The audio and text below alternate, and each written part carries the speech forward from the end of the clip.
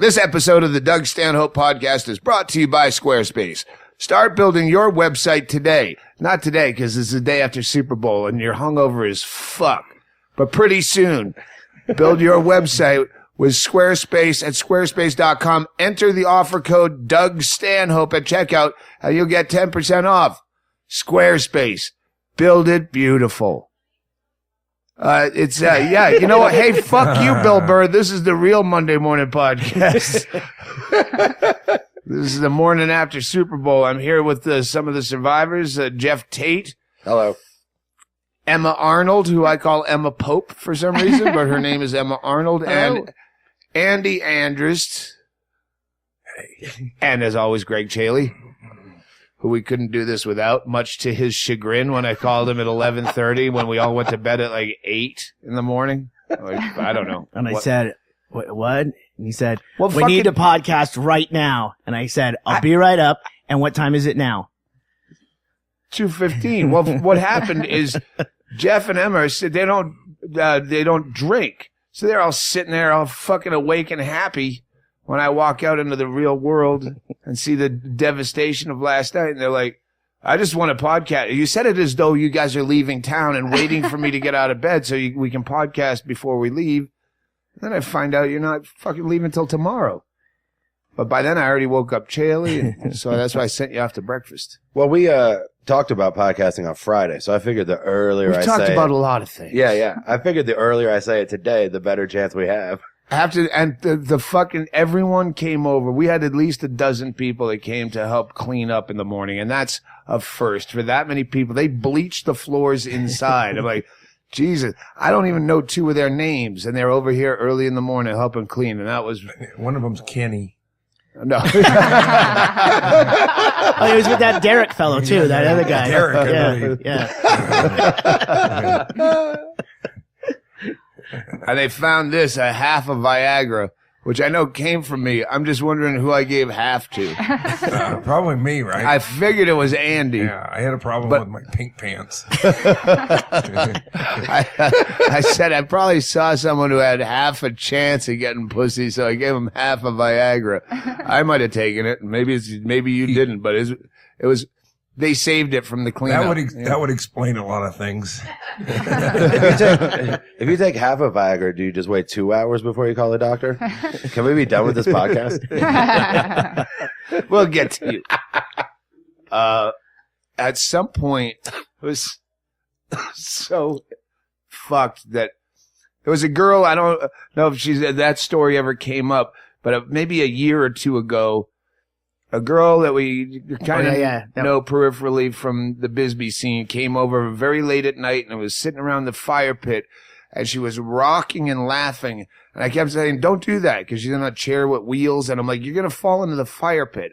And I can't even pay any attention to anything other than don't let that girl fall into the fire pit.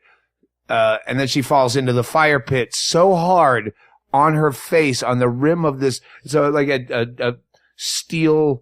It's like an upside down bell almost. I mean, it's a like container. A steel drum that was welded. So it's got kind of sharp edges that are now red hot as she still has this circular scar down her cheek from where cause she didn't get up right away cause she's shit faced. She just gets up, ha ha ha. I'm like, no, it's not ha ha ha.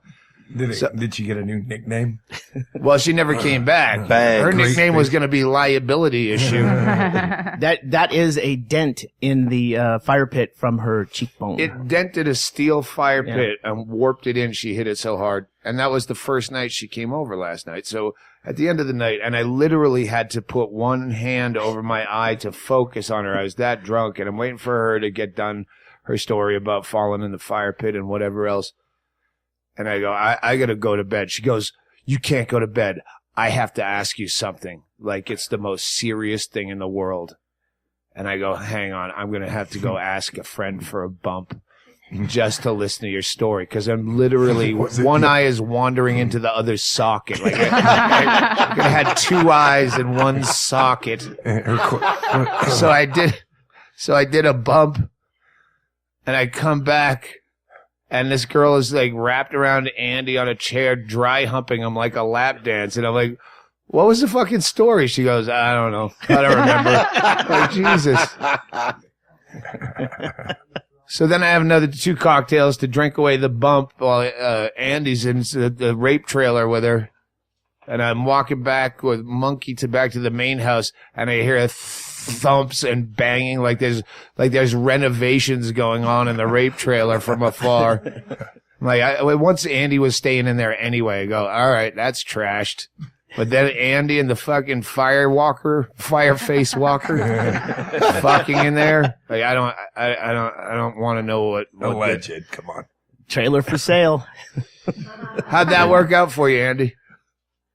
I don't really have a voice, so I can't really explain myself proper. Do you want to write it down? She took me back to the Hyatt house. I don't want to talk about it. Sorry, that's a one Zevon quote. Now she's got two. Yeah. Poor pitiful. Yeah. So now she got burnt twice. That other blister's not going to go away, except recurringly.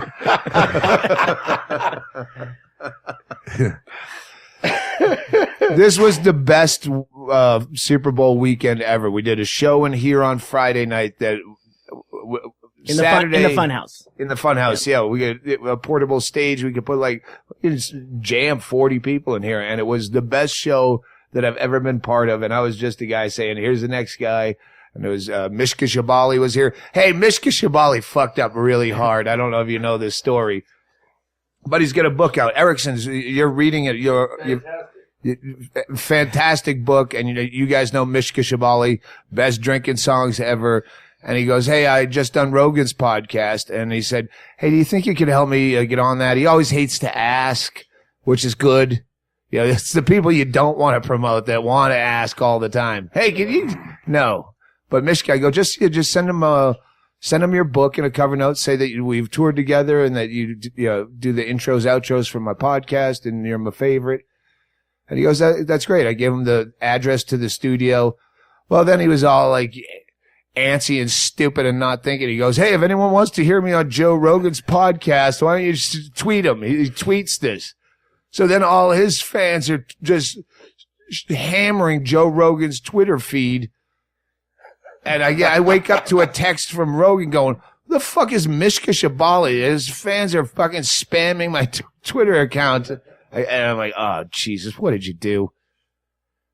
And he said, I got Mishka on the phone. I go, well, you fucking idiot. He goes, oh, I knew that was a mistake right away. I didn't think people would do it that much.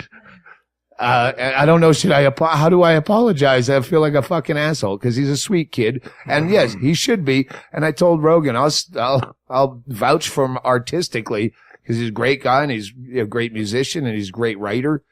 And he fucked up.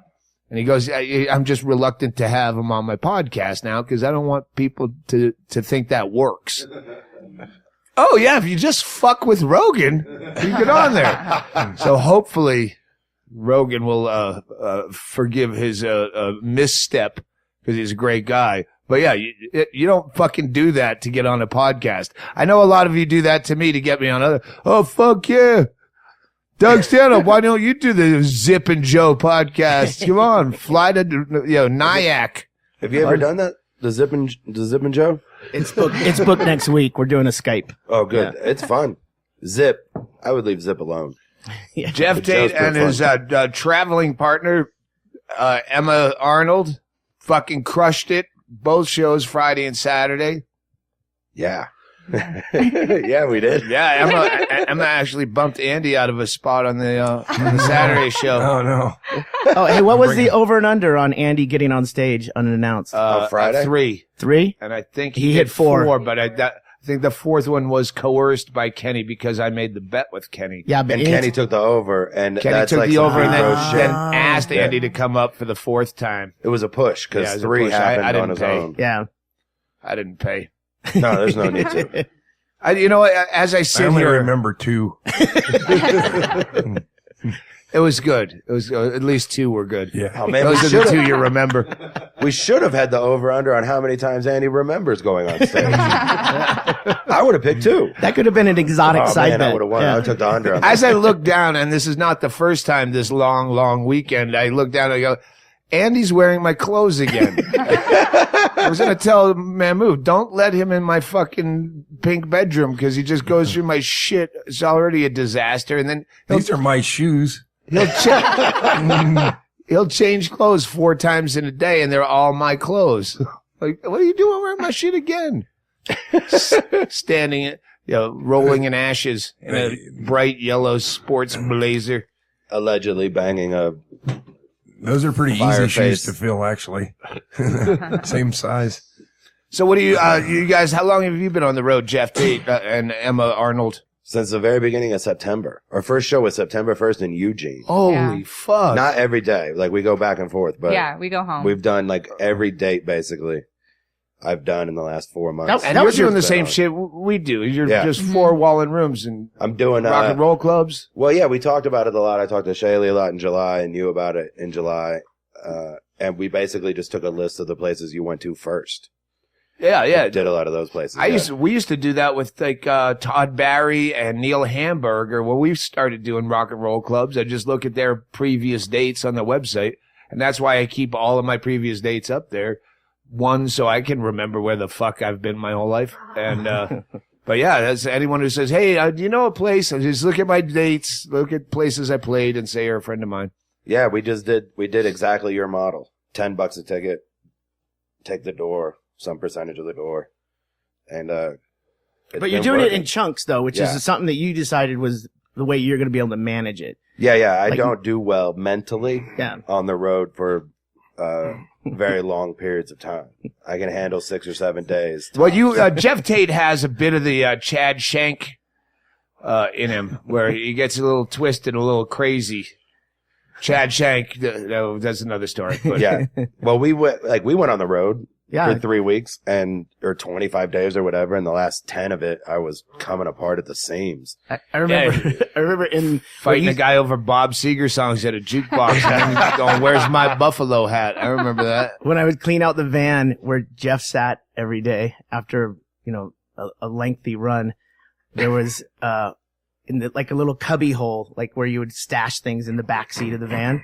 There was rocks, darts, like the plastic tips, and a fucking ear of corn. It was like one of those. It wasn't like a fresh one that went bad. No, it was like it was dried feed out. corn. Yeah, Feed it was corn. You're not crazy. It was feed corn. You're not No, gonna but I wanted souvenirs, and I didn't make a lot of money, and so I would just take things from bars that weren't nailed down. That was a road trip, And then Chaille would throw them away. And that was how I kept all my souvenirs. that was it's probably your joke too. But it's on the new. We filmed a special here. The Pop Off Vodka presents an evening with Doug Stanhope. We filmed it in here. It's overly lit. It looks like shit. But I did a lot of old bits that I never got recorded anywhere else.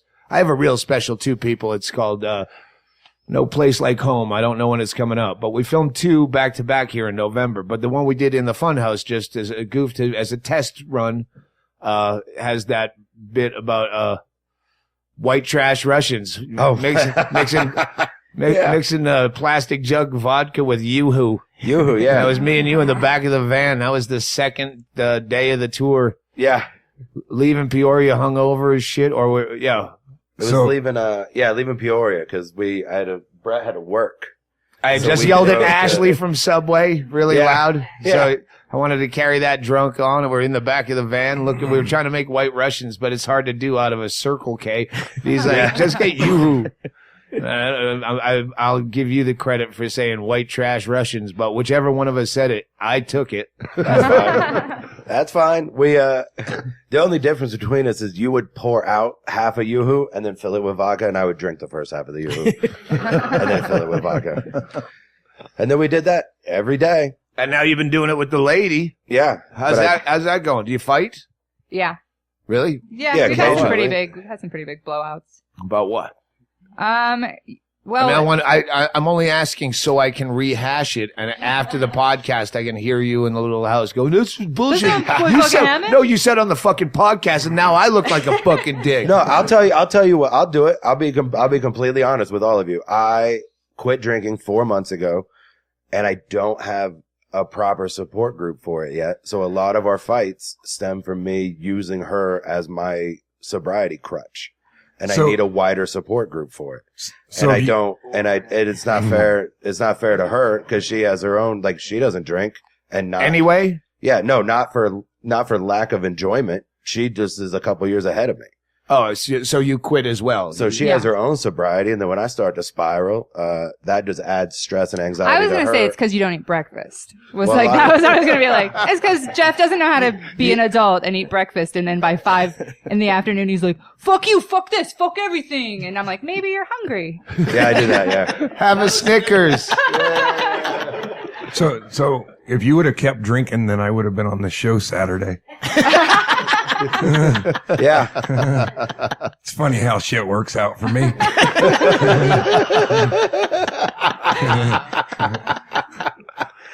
If I had kept drinking, I would have demanded that first slot. See, Just to get out of the way so I could really lean into it. Yeah. we always talk about people that when they go on the wagon, you're supportive. Like, you shouldn't drink. Sean Rouse, you're sober, great. People who have that chemical switch where after a certain amount of cocktails, they're a different human being. But you were never like that. But I knew you had your own shit in your head. Yeah. It was when I was around you guys, I was fine. It was when everybody went to bed, I wouldn't go to sleep. Yeah, there was some darkness. Yeah, and I had a lot of that. Seething once everybody under. leaves and goes to bed, then that's when would get real bad, and I get real bad ideas, and this bad ideas start to seem real good at 4 a.m.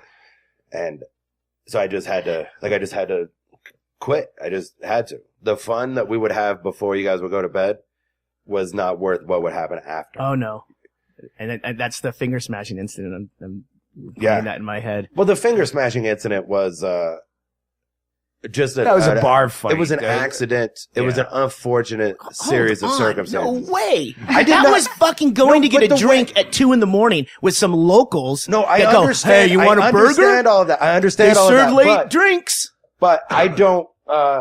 Even Brett will attest to this. It's not like I smashed his hand in the door. No. Just like, was an we accident, shouldn't have been at that bar. No. Yeah, but from that moment on, everything that happened after that was not.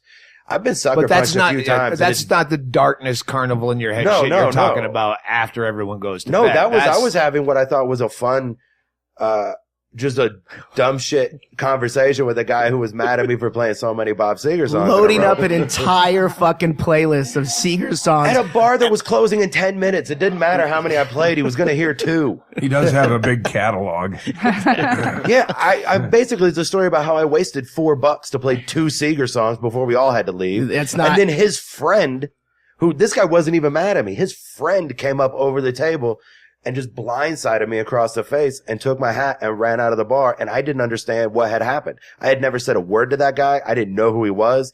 He didn't know what our conversation was about. He thought, had nothing to do with Bob Seger. They just stopped selling food. yeah, maybe he was hungry. That was your drive-by trucker's hat. No, it was a Heartless Bastards. Oh, hat. Harley, that was your Had favorite buffalo hat. on it. Yeah, right? I had a buffalo hat on. Yeah, That I was love a- that I hat. keep looking for it. Yeah, I well, know we a lot had- of thrift stores. There was a week where everybody was fucking calling that venue because we tweeted out their number. Oh yeah. Some fucking doughboy townie, like a big fat fucking leprechaun motherfucker. That's how much he didn't like Seeger. And it's not like I played album What was tracks. it? I What played was the hits. song? What was the song? It was, at that point, like there's no way Against the Wind wasn't one of the fuck. first 2 I played. Yeah. What's probably your Hollywood Bob Nights. Seger breaking point? Hollywood Nights. Maybe he got dumped by a stripper and heard that song. Not my fault. Maybe he got dumped by a stripper in 82. Since things went down with the bingo, I've been trying to make bad decisions at 4 o'clock in the morning. Yeah, Like, bathing hippies isn't a bad idea at any time. Chad Shank and I, as you're banging that woman all over the fucking trailer and destroying it, now I have to burn all the bedding. We were Haven't applauding you ruined ourselves. enough marriages with your podcast?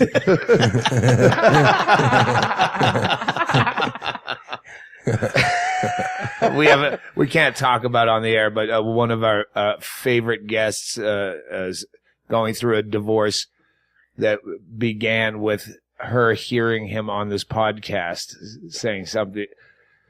And you know what? We all, because we drink, we have the buyer's remorse clause, and that's why Chaille waits a day and edits it in case someone says something that, oh, fuck, I was drunk, and I can't say that, I'll lose my job. It's nothing we would have ever edited out. No.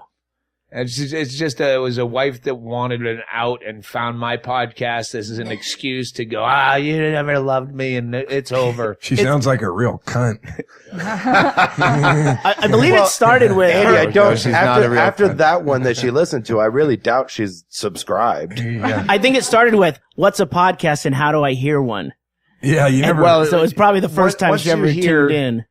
That you were mentioned on it. Yeah. You'll keep tuning in just to see if they're still talking about you. And we're not. I mean, it came up. I assume, but again, if that's the first one she heard, it probably, to take one of your phrases, I bet it queered her off podcasts altogether. This is what they're about? Me? I don't want to listen to podcasts. Yeah, that's why I don't listen to them. My ex-sister-in-law is listening to this right now because I mentioned her once a year ago. That's how she texted me after the bingo thing, and she heard it on the podcast. And Abby, I didn't call you back, but thank you. I'm doing fine. Thank you, everyone whose text I didn't respond to. If you ever need someone to talk to, yeah, I do need someone to talk to, and it's you, the listening audience, and I'm doing it here on a podcast, and then the conversation's over. But thank you. I'm gonna pour a drink. Should we take a break? Because you know what I didn't write down is I want to jot down some of the creeper memories from you remember the shit. You're not drinking, Emma. Yeah. Emma remembers more than I do. I remember everything. If we had time and this was a produced podcast, I'd make this a segment where the sober people, Emma and Jeff Tate, question us like a quiz show about shit we did or said to people or insults we made that we didn't know we hurt someone's feelings. We'll be right back after this break, brought to you by Squarespace. Build it beautiful. Great news, kids. The much neglected merch page on my much neglected website has been taken over by Ggreg Chaille. So we have tour t-shirts, podcast t-shirts. We have Pop-Off Vodka Presents t-shirts. Get them before we get sued, before we get the cease and desist. And a whole shitload of CDs and DVDs that span a lifetime. A sad, tragic, bloated lifetime of my fucking horrible thoughts and pontifications. So help me get that shit out of my crawl space. Thanks for that. And now, back to the podcast, previously recorded.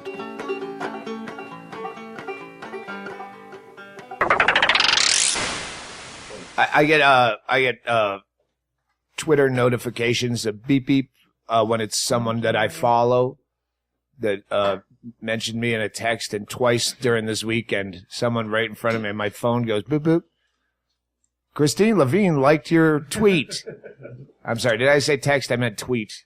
She liked your tweet. I said, you can like me to my face. I'm right here.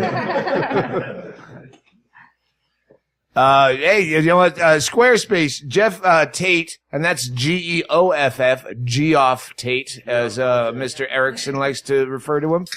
Do you use the Squarespace for your websites? Do you have a website?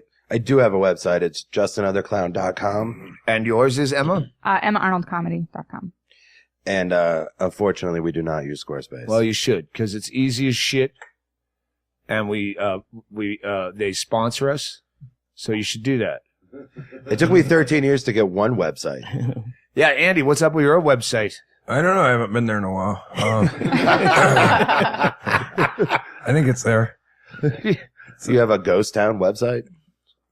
Well, because I don't do the Squarespace. Do you He do doesn't have MySpace? any upcoming dates because he checked his site. Yeah, I guess I got no work. You know, the bookers don't put it on there for you. You get a call. wait, what You're responsible to put the dates on your Tell site. me about what a booker is again. Hey, wait, Joby, Doug Stanhope Celebrity Death Pool. We use Squarespace, don't we? I know we use it for DougStanhope.com. We have there's way too much shit on the internet. But go to Squarespace.com. You get a free domain if you sign up for a year. and it's intuitive and easy to use tools. What does intuitive mean? Brett Erickson Comedy.com is on Squarespace, just so you guys know. He's a go-getter. Yeah. These fucking idiots. So where do you... My website has dates on it, Brett. Where do you... I have dates on my website. They're just from the past. They're holidays. He thinks his Google Calendar is his website. It's JT Habersat's birthday. Sleep in. Go check. Where do you go next? What do you got coming up? You and the lady and the gal. All right, you fucking crushed him. You smoked him. No, she's great. Yeah, my spot's a good one. It was comfy. I enjoyed it. Thank you, Andy. Yeah. She did her time, did the beginning and end of all of her jokes. It's a weird spot to switch out with Andy. Yeah. Yeah, I didn't know it was that kind of show. We're in Myrtle Beach, South Carolina, March 16th through 19th. Oh, yeah? Yeah. What's the club? No, I think it's called Carolina Comedy Club. All right. But we're doing there's some stuff we're adding around that. Like we're gonna hit Charlotte and Now, are you still Cincinnati? Yeah. All right. Did you know she was funny before you Yeah, we met at a comedy festival in Bloomington last year. And yeah, I knew she was funny. And then also she can travel the way I can travel. which is very difficult. Yeah. It's part of the reason I haven't toured a whole lot is because I can't find somebody who wants to do a week on, a week off. Because I have kids, so I don't want to be gone more than a week at a time. So it worked out perfect. How old are these kids?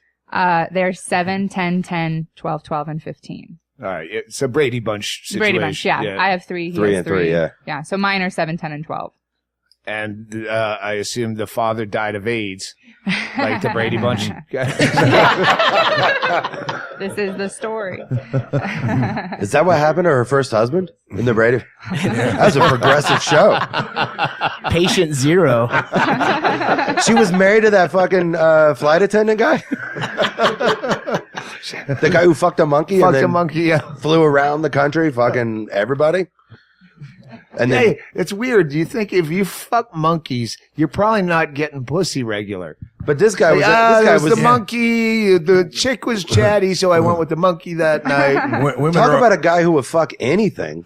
like, He was fucking dudes, girls, monkeys, anything that was vaguely human. He probably wowed the ladies with stories of his travels and. Oh wow, that's so interesting. I'd love to see a monkey. Oh, seen him. It'd be terrible to get AIDS, but wouldn't it be kind of neat to be one who got one from the first guy? Like you're like OG, second level, Like a Yeah. souvenir? No, like you're Like the Sugar Hill gang. It's terrible. I have AIDS, but I got it from Gordon. Do you know where monkeys got AIDS? Charlie Sheen. That's what I always thought about selling celebrity herpes. Oh, you've done your part. But where's my money? My manager ripped me off. What's hard to sell what's something. Doug Stanhope's herpes really like? Well, it's like Pretty much how the New normal York herpes. Times is trying to charge now. You've given away for free for so long that now that there's a paywall, it's going to be difficult for people to want to join. There's no perceived value. Yeah, it's like Pete Rose's autograph now. Everybody's got it. Comp herpes. All right. What did you? Oh, I thought you were writing down one of the. No, let me finish us. I could only do like 6 or 7 days, but I also got tired of working the clubs and I got tired of fucking having to open for people that I don't get along with or just showing up in a town and having them throw some people on that they just all kind of suck. And Yeah. so I wanted to have more control over it, but I can't mentally do like 25 days at a time. And it's really hard to find somebody who will do day to day to day. But Well, that only just 6 knocked at you a off time. my next tour. No, I can do it now. Like I actually think I could do it now. Like, cause I've been out now for about a month. Oh, you've been in training. Yeah. But I quit drinking and that has made a lot of a difference. Like I don't fall apart. We put money on whether Jeff Tate. We put the over under. You got here on Friday, I believe. Yeah. And we heard you had quit drinking, so we put the over under proposition bet because we can't wait for Super Bowl to see who has the first down to win $5. And it was a kickoff of Super Bowl was your over-under before you started drinking again. But once I met Emma, I went, fuck, I lost because I took the under. Emma's tight. She's fucking strong fucking comic. For 3 kids, she's real tight. She has a stabilizing effect. She's like the that was horse whisperer apparent of me. immediately when you were here. I'm like, all right, this guy's not going off the wagon. Boring. But yeah, Tate is one of those guys that you, drinking or not drinking, he's the same dude. You don't like walk around sweating and go, I think I'm going to go make some tuna casserole. I don't know how to hang out with, because I can't socialize at all without drinking. I'm dead air. Just, hey, how's it going? Let me get 4 drinks and then we'll chat. Well, you're doing good. I tend to switch where when I'm sober and everyone's drunk, I get real apologetic. Like, oh, fuck, did I just make everybody mad? Like, I turn the opposite. When I'm drunk, I don't. Sober apologies. I'm the most interesting person you all have ever met when I'm drunk. You say you're welcome. Fuck. So, yeah, more fights. Between us? Yeah. A specific one where like that morning I was yelling at Ashley at Subway, that kind of. Oh, no, she's never not sold me a breakfast sandwich. She's very reasonable about her breakfast sandwich. She's pro breakfast. She knows the egg is right. How many times have you, that's it, we're not going on the road together anymore? Twice. I've twice been like, no, I'm not doing this. I'm not, like, if you, he's yelled at me pretty good a couple times, and I was like, if you just speak to me like that again, we're done. Like, I was in a shitty, shouty marriage for a long time, and I don't really put up with that kind of treatment anymore. So I was just like, if you're mad at me, we can do that, but you don't scream at me. Yeah. And I still have reactions like my dad, like the way I learned, because my dad is still real shouty. Like he's the only emotion he has is anger or nothing. And so I never learned how to, express any other emotion besides anger. So that would happen. But then it would, like, the minute it calms down, I realize I'm not angry. Like, that's just how it comes out. Yeah, that's your default. Well, I've learned that from comedy is that most of my comedy is yelling at some, what's the word? Some invisible person that exists but is not in the room, and I'm yelling at them at the audience. There's someone in my head, but I do it with a smile on my face and a fist fuck joke at the end to take the edge off of it. And that you go, and over this weekend, I yelled at a lot of people where I meant it, but I made it funny, so it was socially acceptable. And that's how what we do in comedy is you learn how to be a dick and be applauded for it. Yeah, but I'm trying to not do that to my friends. Yeah. So, like, I can't, like, and it's been very beneficial for me. Like, I'm getting better with I see my therapist every week, and when I'm on the road, we do phoners. Oh, that's hilarious. What? Sorry, you and a therapist. Yeah, I get it. You know, most of that new hour is from that. Do you? Yeah. I leave. Like, I make notes before I go in. I think I need to talk he's about. got his clipboard. You have yours. You don't mind if I record this, do you? You get on a couch, too. They're both lying down, head to toe. That's why I quit. I did the one and done with therapy, and I went in, and the guy was laughing and enjoying it. And I'm like, "Fuck it, why am I paying him?" Yeah, my dad used to beat me with a newspaper when I was a kid. Yeah, but you need some more tags. Yeah. Oh, you know what's funnier than that? Shoes. Yeah. Does he know you're a comic? Yeah. Because they're human beings, so you know that part of them, their ego is going to be attached to it. Am I going to make it into the show? Like, should I try to say something funny back? Like, they're still human beings and fraudulent, too. What I find hilarious about her is it took about 6 months before she started talking like me in the sessions where she's like, yeah, that's fucked up. I'm like, oh, good. Yeah. Because it took me about 3 months before I was like, this ain't a clean show. Like, this is therapy. I'm paying her so I could say whatever I want. And this part was fucked up. And now she's starting to, like, she talks to me like that. Because I understand that. And she's like, it's just nice to have somebody to, and you're probably her favorite. Like, she probably looks forward to you because the other sad sack hoarders that come in with, I had to bring my cats, Miss Bitsy's, because she's got an irritable bowel, and I Now, we talked Like, about Miss fuck. Bitsy, and you need when to... is Tate coming back? Well, the problem that I've always known about comedy and comics is because of our job, our self-awareness level is higher, but we still don't have the tools And to we're deal better with people. Right, but we still don't have the tools to deal with any of the things we know about ourselves. So, like, when I go in, like, I can make progress in a year and a half because now I'm getting the tools to deal with the things I've been self-aware of. So I do think it helps. Like, I can come in, I always have something. Yeah. You got new shit. I got new shit every week. It's kind of ingrained into you. I'm going back on Tuesday. I need new shit. He probably yells at you just to start Just a to fight, start, so so we he have- has some new stuff to impress. Oh, that worked. He has his own little notebook. And for he the knows session. you're not going to leave the road. You still have that allure of $125 in a Motel 6. Yeah. How can I walk away from this? Well, it's better than some of the shit she had to do before. Yeah. Definitely. Like, she was doing triple runs. And now, Oh, sorry. I thought you were just segueing into a prostitution story I was unaware of. Well, What, it's slavery? similar, I mean, no, she he was saved working- me from the triple runs. yeah, garbage triple runs without people she knew. That's where it gets really sketchy. A triple run is hilarious if you have the right attitude where you're just playing it. If, I in the book, I refer to it as, if you saw the opening of, was it Wild Heart? Was a movie where the Crazy Heart? Crazy Heart, where he's sitting in some fucking like roadside motel across from a liquor store, sitting there drinking whiskey alone to play some gin joint to 25 people who love him. Yeah, that's the most accurate movie about stand-up. Yeah, exactly. I've never seen a better depiction of stand-up. Why why can't they sell a good road comedy movie script? Because it's never, that I can remember, comedy's never Kevin been... Hart would be great in it.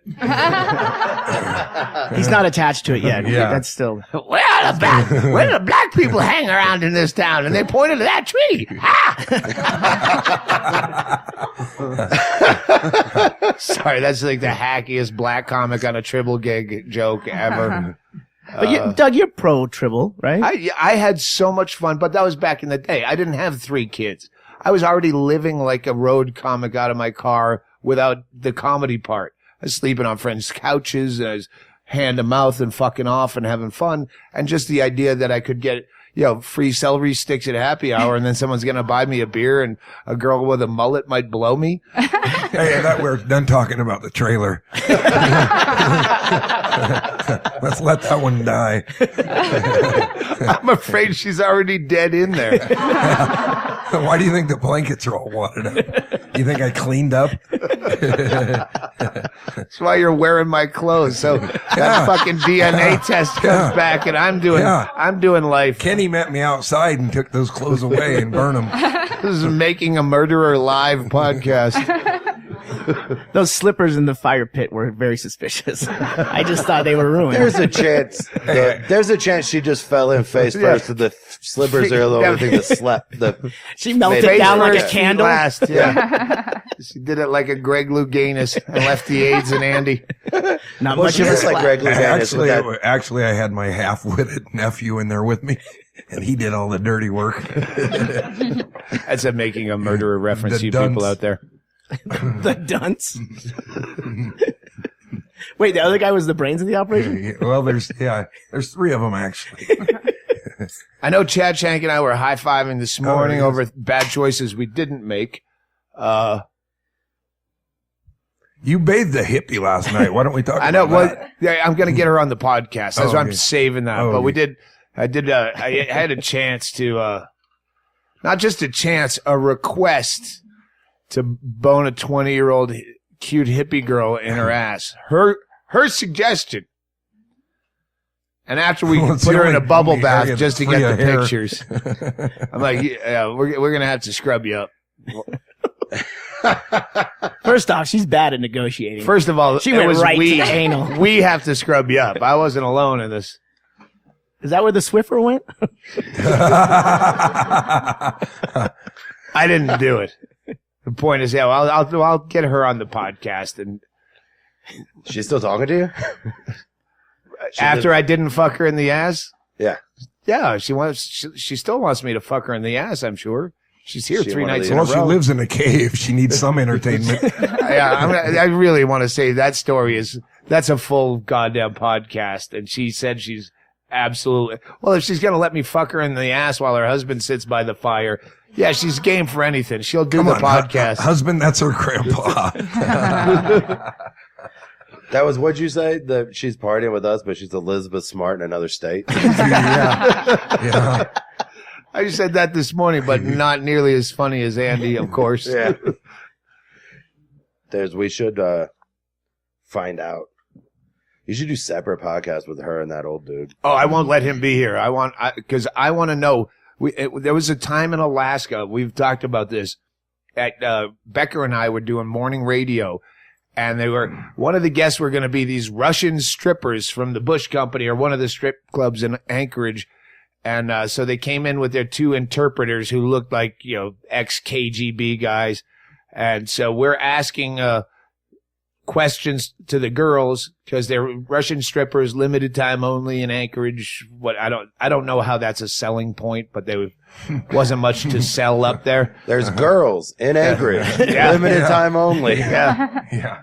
So the first question that Becker and I had through the interpreters were, are you here on your own free will? And the guys laugh and they talk to them in Russian and God knows what they said, we said. But 2 weeks later, there was front page headlines. They were basically kidnapped, brought over to the country under the guise of they were going to do Russian traditional dancing.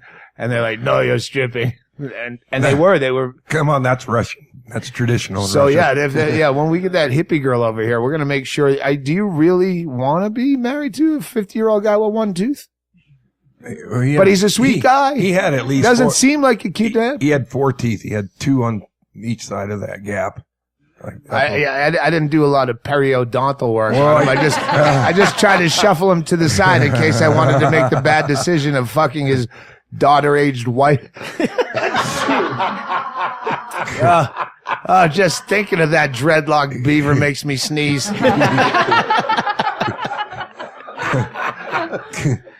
We can say whatever we want. They cannot charge their iPods in that cave. Yeah. There's no reception. Yeah, they do live in a cave, but they have cell phones and there's technology involved with this cave dwelling somehow. I'm sure they'll listen to this. But we won't put it out till we get her on the podcast. Like the Flintstones. They got all the modern shit up in the cave. It's a living. You can trim that beaver. You got a plug-in. You mean I don't have to burn my hair short?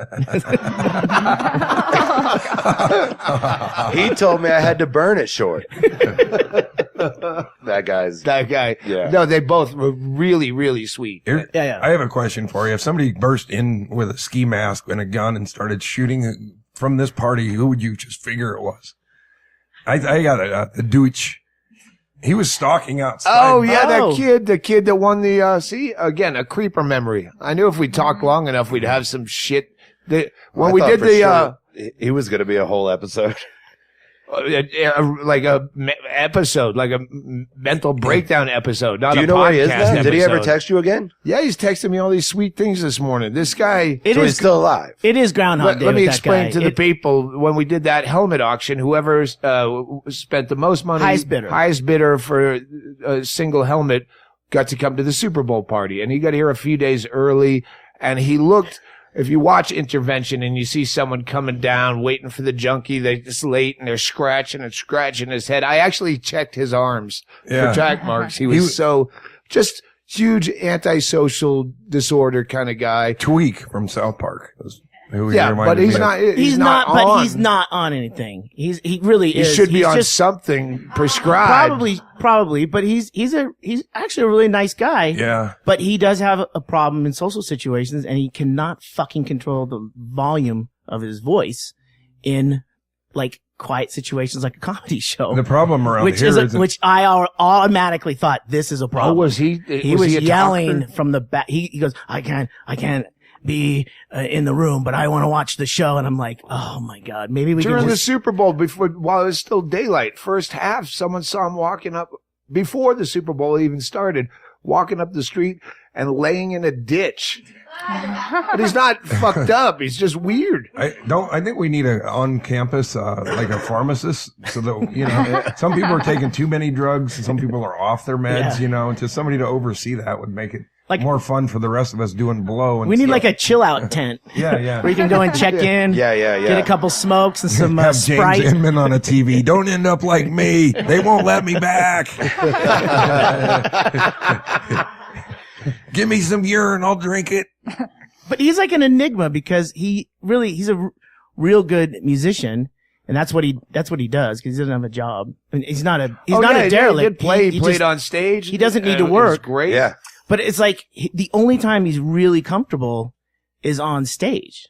And then we just couldn't keep him on stage the whole How big of an enigma time. is that around all these fucking weirdos? Like, you're in a room with people who are who are the most comfortable on stage. This guy couldn't get over the fact that he was here. Like, he couldn't just be here. He had to, he couldn't, being here was such a thing that it was. Okay, that's night one. Okay, and I think he drank a little too much. Admittedly, he was overcompensating. Just like I was going to talk about to him about it. You were going to be his sponsor? Hey, man.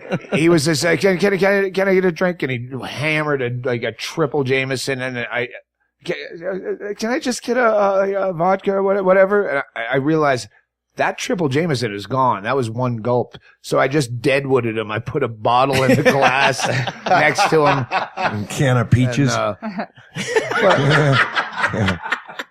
Wow, that's the opposite I thought you would do. But all right, so this is when he starts doing the hang on. I'm finding it in my text messages. Blah, blah, blah. Fuck. There was like 5 text messages in a row. Hey, please let me know when or if I start pissing you off to an unbearable degree. Ding. It's not you. I just have a feeling I piss almost everyone off in sight. Ding. I'm complicit in Western capitalism amongst other things. Ding. That one was from me. Ding. I don't want to get kicked out or assassinated, but I wouldn't be surprised if it happened because I don't have to clock in, blah, blah. Oddly, those sound like Johnny Depp's text. And Levine did some due diligence on the dude, and his dad used to be the head of the CIA. Oh, that explains a lot of why he's fucking. Whoa, really? This guy thinks that's a cover story. Maybe his dad wasn't in the CIA. Well, yeah, she looked him up online. He didn't. I don't think he offered that up. She just got his name, and then he mentioned something about his dad does something else now, and then she went through the dad's Wikipedia page, and at one point he was the head of the CIA.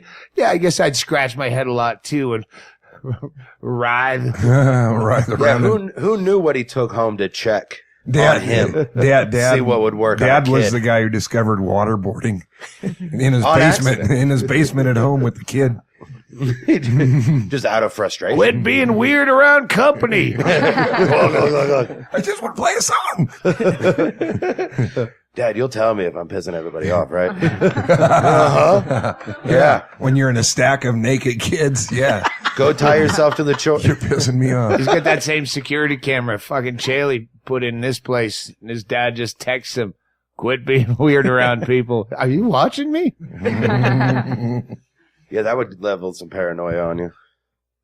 Yeah. I have a good creeper from Friday night.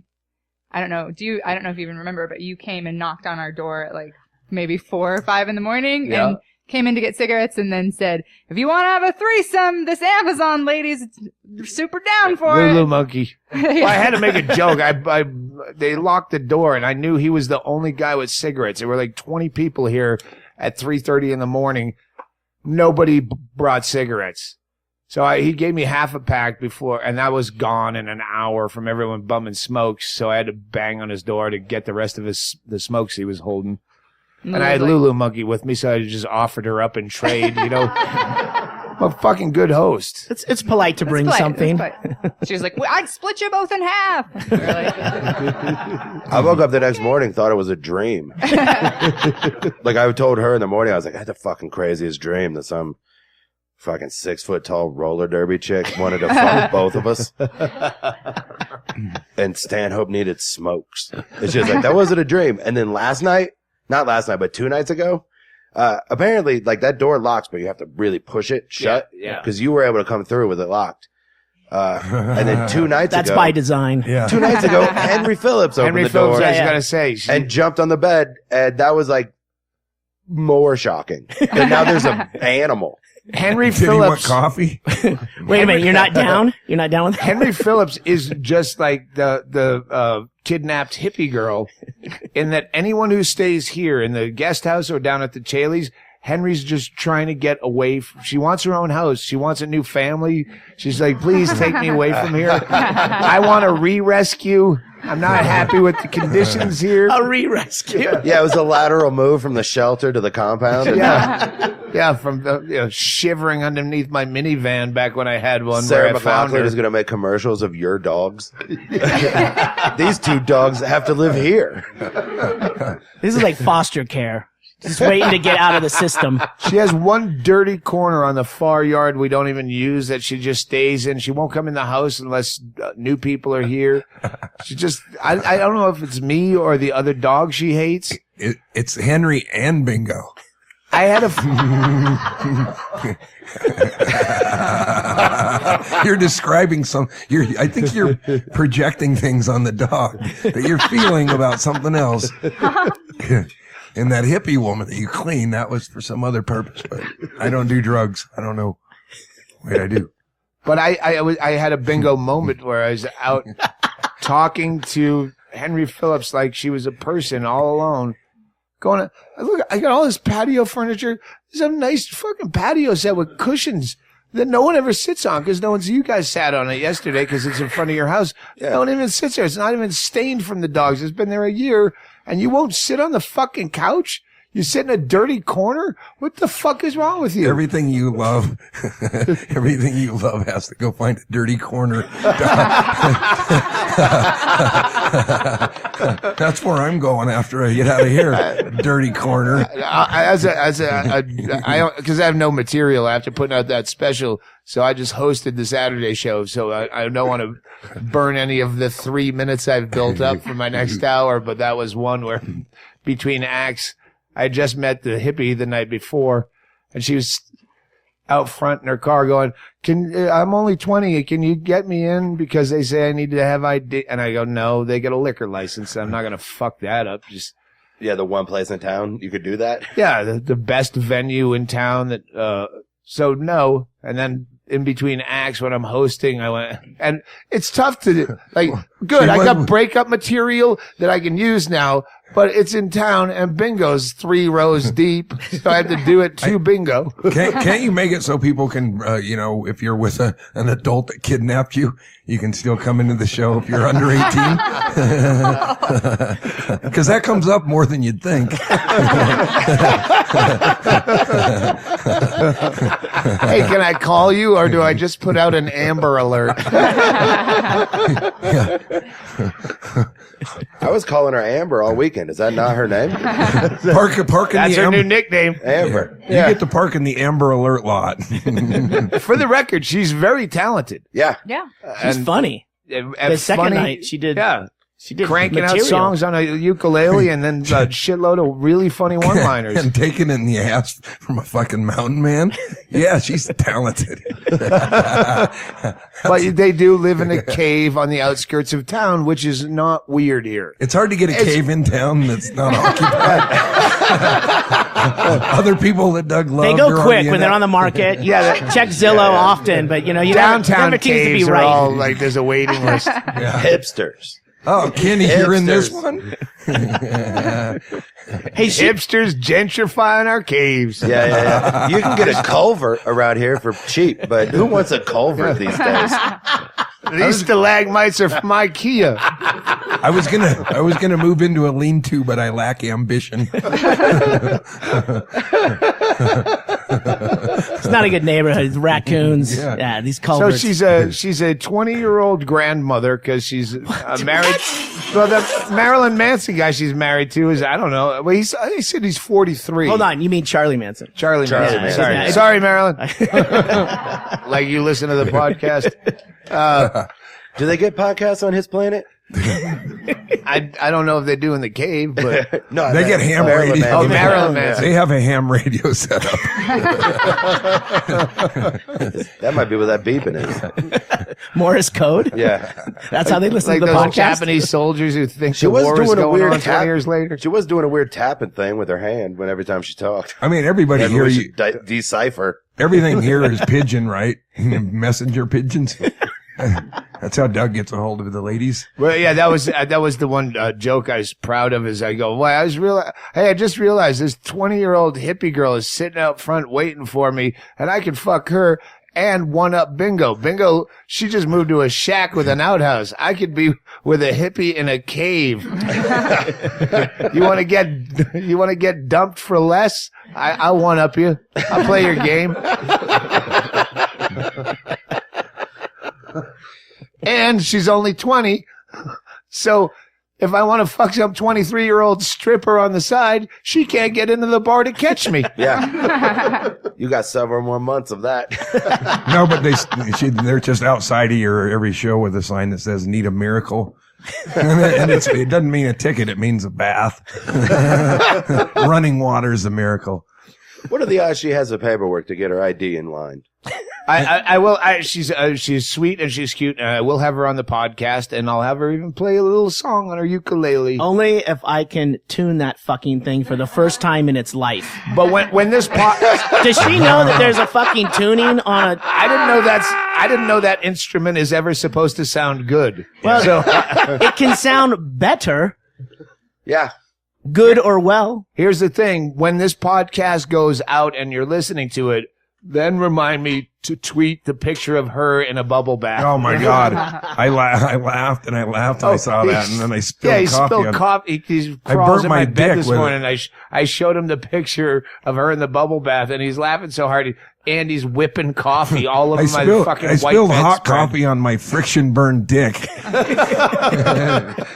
That's for real. Don't do drugs. Man, for a guy, you say that a lot. It's still, Well, I mean, it's see, like I mean, I'm Viagra. surprised you know that sentence. Physician, heal thyself. It was pretty catchy. Oh, if I had a bag of meds, I'd kill myself good. You did dose me with that dick pill, didn't you? Wait. I honestly don't know. Yeah. I know I had it in the Oh. hip pocket in case shit got weird, and I remember talking to you about it. No, and then I came over and because I was trying to let Andy know, "Man, just leave this alone. Let's go." And I looked down and he's sitting down with his legs Yeah. up, and I'm looking down. Yeah. And he's a fucking boner pushing Oh, that's through. right. I was trying to And poke him in his boner. And I came over here. I go, "Hey, let's. He's got a boner. Let's go check." This. And we started poking him, and then we came up with boner finger. It's like it's like the opposite It's of a James erect- Bond movie. It's like the opposite of erectile dysfunction. I'm like, I'm sorry, this doesn't usually happen to me. I don't know what to do. I know how to get my truck out of the mud. I don't know how to do anything when I get the truck Call there. back. Truck out of the mud. Call back. Listen, You're used to not having to follow through with the, Oh yeah. looks Go like to you're the trailer. attracted to women like me with that boner. Not usually. It's been a long night. not enough scars on your face. Yeah. You have just the one. Yeah, I'm done. Doesn't do it for me. I thought I was done with those. It's like getting a new dog. It's like, yeah, you think seems like it's going to be fun to have an erection, and then it won't go away and it wants to play. You got to take it out and show it to people. What? I'm staying there. Never mind. I'm not even going to say that. Did you fuck a dog? No, fuck no. I'm not Wait, what'd you hear? Have you? No, I like dogs. I'm more of a cat person, to be honest. Dogs are too much responsibility. A cat and just hang out. Emma, did you at any point feel like, I miss being the one that was sexually harassed? It was all over the party and it's never me anymore. No, Now- I never did. In fact, I don't want to like hurt your guys' rep or anything, but this is probably the most respectful group of people I've ever been around. Cut her mic. Get her out of here. Fuck. I'm sorry. I usually screen these guests. That's easy for you to say. You weren't in the trailer with me with a face full of great There's a words. different story from Scarface. Definitely. Yeah, but Scarface wasn't coerced into the trailer. No. Yeah, she was definitely the aggressor there. Yeah. That truck in the mud thing makes it seem like it wasn't even Andy's idea. I'd like to think I built her confidence back up, but come on.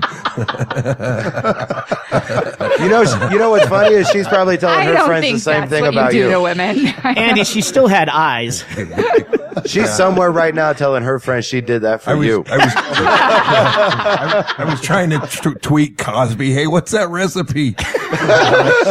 This chick won't stop talking to me. I don't know nothing about Neosporin on burn wounds. Shut the fuck up.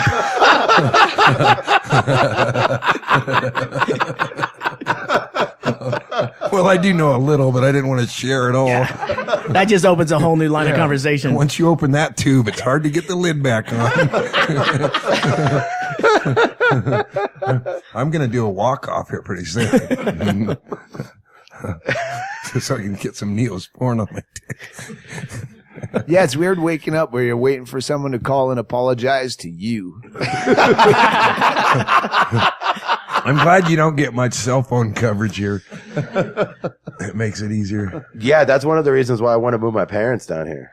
Poor cell phone reception. Can you hear me now? No. Great. No. Email me. Live there. Get T-Mobile and move to Bisbee, and you every student loan officer, collection Tell agent, your dad where they get ex-wife. the best cell phone collection or reception. Your dad up on the other side of that hill, you'll get a clear signal. It's called Mexico.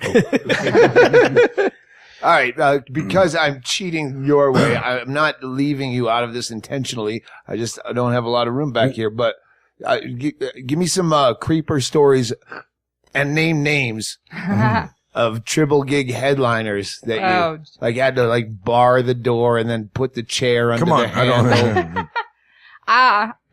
There's a casino gig that I did, and the sound guy throughout the whole show kept trying to give me back rubs. All touchy and handsy. I can really help you with your sound. I kept being like, no, thanks. That's Don't my touch brother's me. Don't move. touch me. Sorry, Abby. And then afterwards, I was supposed to be headlining, but when the feature showed up, he was like, "Hey, I talked to Tribble, and I'm supposed to headline because I have merch, and you're featuring." And I was like, "No, I don't think that's right." And he's like, "No, it's been worked out. Don't worry about it." Which I was kind of new and, well, you're polite. a woman. Yeah. And I was like, oh, okay. And so I let him headline, and his first joke was, "You guys heard the one about the bear?"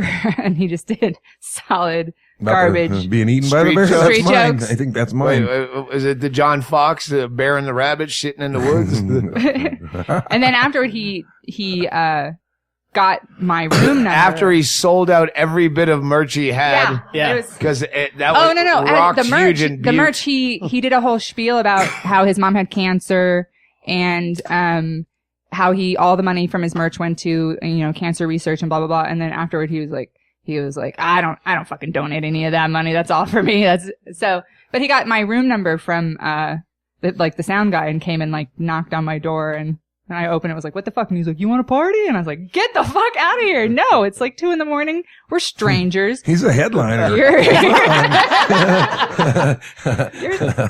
No. Maybe you'll put in a good word. I can teach you how to lie your way into headlining. You just give me about an hour. What you do is, he's going to teach her, the girl who was booked to headline, how to headline. Yeah. You Give her just some fell for advice. it, right? Yeah. Yeah, you didn't check. No, I didn't check. What was his name? I'm not going to say. Come on. No, I'm not going to say. I'm not. I can't. That dude's creepy as fuck. He's creepy as fuck. He's defrauding the whole cancer fraud charity. I know. And also, he's a problem you're not the only one who he works with. You know what? Just say it and I'll bleep it out. Just say it, I'll bleep it out. You write it down, I'll tell you and I'll after. tell you I'll a tell story you. about another guy, and I'll make up a huge lie, but I'll insert I'm getting an that name that A, you an write down. A. Is there an Alan, an Al? Keith, We got the Long Island medium here. Listen, you know, I'm complicit in capitalism, so who am I to throw stones? Is what I I'm worked saying. with this girl, in I think it was Uncle Funny's in Florida, and she had cancer for like years, but she did. You could tell she's like wispy haired and big girl. She's dead now. I can't remember her name, but she had merch, and it was proceeds go, and it's something to do about cancer with a funny twist on her T-shirt. And I had my first CD out, and I opened with, listen, she's selling those T-shirts for cancer because she's dying of a brain tumor.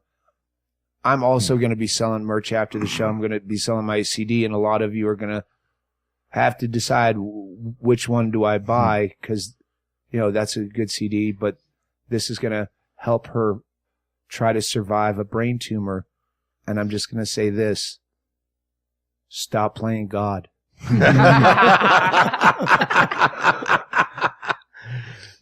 Did it work? Yeah, it worked. Yeah. It worked pretty good. Oh, the fucking guy with the one arm, the no arm, and then the one hook arm. That guy was funny as Johnny.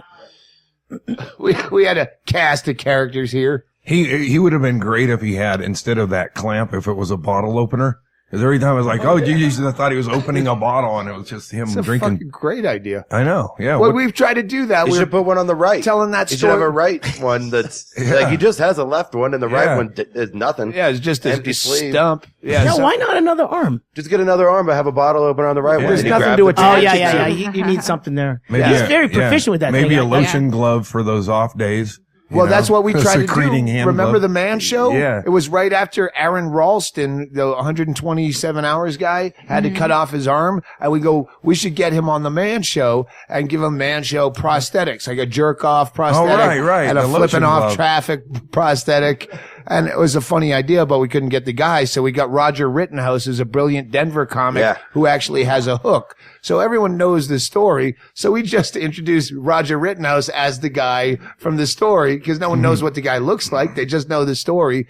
And then the writers overwrote it and turned it into something. Not me. Nope. I never overwrote nothing. Andy was Yeah, you didn't have a pen. he was the writer on the Man Show that didn't know how to turn on a laptop. I was an idea guy. He would show up to the writer's room with a bunch of crumpled up cocktail napkins. I did it all, guys. Oh no, Figure it out. I thought he was just cleaning a spill. Well, who knows what was written on them? There was nothing written on him. Yeah, the guy, Jimmy, what'd you say? Who? The guy yesterday at Johnny. the party. Yeah. Yeah, he showed up casually. I mean, there's a full house here with a buffet line and shit when he walked through the gate. I just yelled at him. I go, Jesus, short sleeves, put on a jacket. People are trying to eat. Oh God, I watched Baby Arm Joe eat once, and I mean, Baby Arm Joe was one of our old Desert But Party era cast of characters, and he had a baby arm with a little nub, like a thumb. like that- a wart thumb. Yeah, it was a Burn off genital thumb. And he Genital thumb. and he was sitting by me. He was sitting by me, and he was eating with that thing and touching his food with it. And I mean, I guess it's the wrong thing to do, but I can't fucking eat if you're gonna keep stumping your food. He was at a gig. He was at a gig in Atlanta at the Punchline. I think you were with me, and we were talking about him during the show because he'd come out. And at the merch booth, we got a ink pad, so I'd sign a CD, and then he'd stamp his stump on it as Yeah. his autograph. Yeah, I don't mind seeing it in ink, but in food is a gross little thing. Oh my God! And he played bass too, and he played so many nights. Stand-up bass? No. But he wore his nub halfway off to play the next night. They super glued his genital nub on his that he picked with because it was like the Bryan Adams song. Played it till my thumb nub went bled. Yeah, I was just thinking of, we were both thinking of the summer of '69. Oh, that was a good year. Yep. Little stump fingers. Hey, I got dates too. I'm like Jeff. I don't like working 6 days in a calendar year. I put a couple of them together in Daytona Beach with Sean Rouse and Junior Stopka over Easter weekend. Come and bring your blow, and we'll keep it away from Rouse. Oh, that's right. March 25, 26. You're in Yes. Daytona, Yes. and that's the one we've already talked about this, but I want to fly down there just to witness it. What's the name? Sean What's the name Rouse, of the club? The Joke Andy Factory. Andrist and Junior Stopka. That's substitute teacher kind of comedy. Where Yeah. no one's in charge on that. I recommend. We call it Next Sniper Up. I They'll recommend do the going to opposite where they go, no, Tribble said, I'm opening. Sean You're gave the me headline. Sean gave me great advice on the down and dirty taping that I didn't get put on the air or whatever. They changed all of my material or whatever, and I was really struggling. We talked, and I told Rouse goes, fuck it, just do what you want, put the right bit at the end so they can edit it. So we'll be doing that in Daytona. I want more Emma Pope. Fuck, I don't know why. real quick before we get Emma off of Pope. Andy's date. I recommend going the 25th because I know these three dudes, and the 25th will come off better than the 26th. Absolutely. Yeah. Well, not necessarily, because when Sean Rouse, some of his best material is just explaining why his face is mauled from carpet burns from the night before. He went Talking poaching. about Andy. Oh, yeah. Sean Rouse came to see me at the Houston Improv last fall, and was so wasted by the time he got there, he didn't recognize me. He introduced himself to me. Like, he came because I was there. And they was like, what's your name? I was talking to him at that back little alley at the Comedy Store Yeah. for a while, and then he goes, "Oh, Chaille, I bought you 2 drinks, fucker." I think that's why he bites people is so Yeah. he can recognize them. By taste. It's by That's how he- taste. Yeah, Yeah. it's got the scar. You've been marked. You've been marked as a friend of Rouse. If you got a, And March 25th is my birthday. So, yeah. So we'll be able to get you in free and get you a cupcake and you can bring 8 of your friends. And if you, at the Joke Factory. Your birthdays are never missed. just sign up on their mailing list. and if you look at my website, my calendar is as sparse as Andy's, i.e. none. Yeah. Actually, you When- all have more gigs than me. I have no gigs booked. My standard line is when somebody says, "What are your avails?" I say, "Go to get a calendar. They're cheap now," and open it up, and there it is. Pick a date. Very accurate. Yeah. Yeah, even if you go to the dollar store at New Year's Eve and get last year's calendar, still accurate. Yeah. For I United never States. recommend the 18-month planner because who's got time for that? I want more Emma Arnold stories of shitbags, horn dogs you've worked with on the road, because I know I was that guy. Yeah. What do you get more? A headliner who wants to help you with your act? Like, I see a lot of potential in you, and if you want to get together and write. I get some of that. Yeah. I was, I do my best writing in the hot tub. You want to Have you ever bring walked? your notebook to the jacuzzi? Have you ever walked into a writing session and the guy actually had a pen out? there was supposed to be, they're like, oh, a guy was like, we're all here. We're all, smoking bowls and writing. Just come over. When I got there, he was the only person there. And then we were like kind of sitting on opposite sides of the couch. And then he kept scooting closer and closer and put his arm around me and tried to kiss me. And I was like, oh, no. I have a boyfriend. I'm not interested. You're a disgusting person. Please don't touch me. And then he kept trying to kiss me. And then he eventually was like, come on, can I just put my head in your lap? I'm so lonely. And I was like, dude. Yeah, that's a good one. And that man was not Brett Erickson, but Don't you hate hearing other comics that stole your bits? That fucking hack. That's and then my thing. he kept pushing me back under the couch. When I would try to get up, he'd keep pushing me back down. And I finally got up. He's a big dude. And I finally got up and was like, I'm leaving. This is really uncomfortable. You're being really awful. And he kind of cornered me and was like, well, at least hug me. Come on, at least hug me. Give me a hug. He wouldn't let me leave. Louis Anderson's a big hugger, so Yeah, He but, is a big hugger. Yeah, but Emma's not his type. No, I'm not. He and thought that then was he the hugged joke, me but and I'm groped me all over and grabbed my ass and stuff and was just groping me. And then I was like, okay, bye. And he followed me out to kept following me and kept trying to touch me all the way to my car.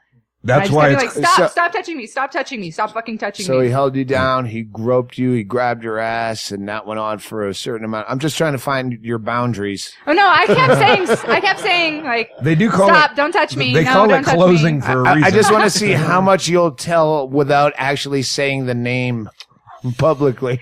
Oh, I'm itching to say this name.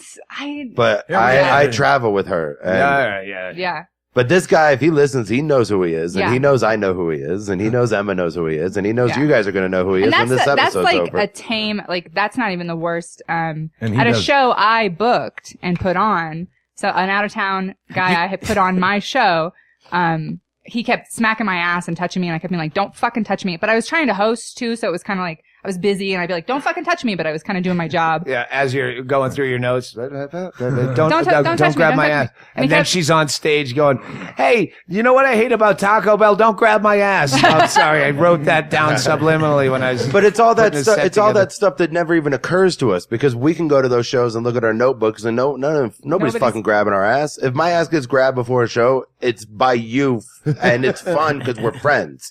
It's not. I didn't mean it like that. I don't care. I'll fuck you. I'll call your bluff and fuck you, just to call your bluff. It's only funny if you do Gotcha. Yeah. You want to see how far you'll take it? I'll fucking commit to a bit. I just, As long as Seeger's playing. I'm not even a comic. This is just a gag. It's the long con. He might be one of the top comics working today, but it's ironic, ain't it? Yeah. I'm just- on a get rich Bottom. slow plan. I just wonder how many times I was that guy and didn't realize it. I thought she really. That's pretty. I don't think you were that guy ever, probably. Well, there's sometimes you think you're close, and like I have a boyfriend. We've all got. I have a boyfriend, and then you fucked her. A little bit of work, Yeah. and you go, well, how many times was I that guy, and I just didn't know it because I thought she was the kind of girl that has to say I have a boyfriend, so she doesn't have any slut guilt. And then you go, oh, yeah, she left. She never did fuck me. She had a boyfriend, she said, but I think I wonder how many times I should be name dropped from when I was a Tribble comic trying to fuck it. Well, I never worked with a female opener. Will you, Tribble has taste. I'm sorry, he used to. Yeah. Back in my day. Yeah. Oh, that I mean, was how you not, saved that? you can, did you do a lot of bear jokes? I did some pretty fucking terrible jokes. Just You should tell the second half of that story. Oh, well, good. So after grabbing me, feeling me up a bunch of, he came and he was What? like, No. no. You're like me. No. Let her finish the sentence. Tell it slower. Tell it slower. I was proud because I'm masturbating during the story and he came before I did. I still have stamina. You guys came at the same time. Can we shoulder jack during this story? He walked over to me and was like, he was like, I'm sorry about that. Let me give you a hug. And I was wearing a skirt and he was leaving. So I went to kind of like, yeah, okay. And gave him like a half arm. But this was the next day. No, yeah, well, this was the same show. He had been grossed on a show that I did this show night before too, but I was condensing. But when he went to leave, he kind of was trying to give me a hug. I let him give me like a half hug and he pulled me in and I was wearing a skirt and he stuck his hands up my skirt and put 2 fingers inside me, like full penetration, like full, like really, really gross. And I He's just looking for his keys. to be fair, I had them, but they were in my bra. So Nobody ever looks there. Not when the front door's wide open. it was his lighter I had in my vagina. But Jesus. There's not a weird combination of words that don't trigger a story for you, is there? It was Brendan Walsh had a gal pal, and we're at that bar behind the Punchline, and she's trying to prove the ping pong ball story comes up about strippers who do that. She goes, I could do that, and then she stuffs a lighter up her snatch, and she's trying to blow it out with her legs spread over the table on an outdoor patio at a bar that's open. And failing, but go, no, I can do it. Wait, hang on. Hang on. Is that? Someone Shitting spit and on farting it. all over the table. Just, Sorry, I ruined that for you. but you're now only halfway through that story. Well, so I pushed away from him and was like, fuck you, get the fuck out of here, you're disgusting. And then I walked out to the patio and was kind of like shaking and like upset. And I walked out and, you know, all my comic friends are sitting out there, a bunch of dudes. And I was like, you know, this guy just fucking stuck his fingers inside of me and grabbed me. And one of my, like, who I thought was one of my best comic friends was like, well, you know, dress like that. Like literally said the Serious? thing. Yeah, said, dress like that. Like you're wearing a skirt. And I was like, what the fuck? And That's why dudes don't wear them much. Yeah, try wearing dreadlocks on your pussy, and a comic can put you in a bathtub, and then you say, "Please fuck me in the ass," and you still get nothing. You dress like that. You dress like that. Nobody's fucking dress. Hang on. Do I have any Rubbermaids from bleach in the sink? Do you have any rubber gloves? Hang on one second, honey. I want to jam 2 fingers in you, but not unprotected. But it never goes away. This kind of horse shit. No. Because this guy got like regionally outed a little bit. Not really outed, but like some comics in the scene found out who it was, and then like their reaction was immediate. Do I know this guy? I have a No. guess. No. No. They came, because I wrote a thing about it later, much later, and then, but I didn't name his name. I just said like, hey, this is some shit that happens to a lot of women I work with. Cause it's not an uncommon story. Yeah. And the people from his scene came and they were like, who is it? And I told them and they were like, oh yeah, him. That shit happens all the time. And I was like, what the fuck? Because we hear statistics and we have a room full, so we have 1, 2, 3, 4, 5 ladies here. How many of you have a tale of being sexually assaulted on some level? I don't want to hear it, but raise a hand. 4 out of 5. No, we were dating, Tracy. That doesn't fucking count. Jesus. She could still say no, So- Greg. Hey, Jen's coming in, and she worked at a comedy club, so I'm going to guess for 5. 4 out of 5, and you still won't tell this dude's name. He will. I want to real bad, but Emma's It's on the this ladies- episode. it's the We'll make ladies' another episode prerogative. later. No, but Oh, sorry, so I they cut you told off him on to that. No, you're fine. they told him to go find counseling or whatever. No, well, so they asked me.